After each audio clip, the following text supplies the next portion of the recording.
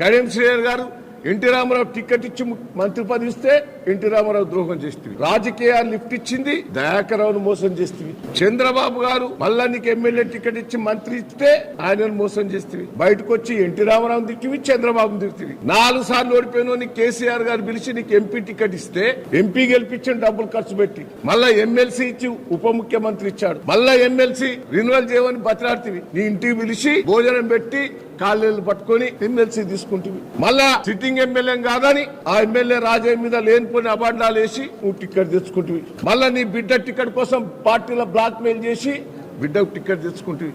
నీకేం ద్రోహం చేసిందే? మళ్ళా కేసీఆర్ గారు తిడతా అంటుంది.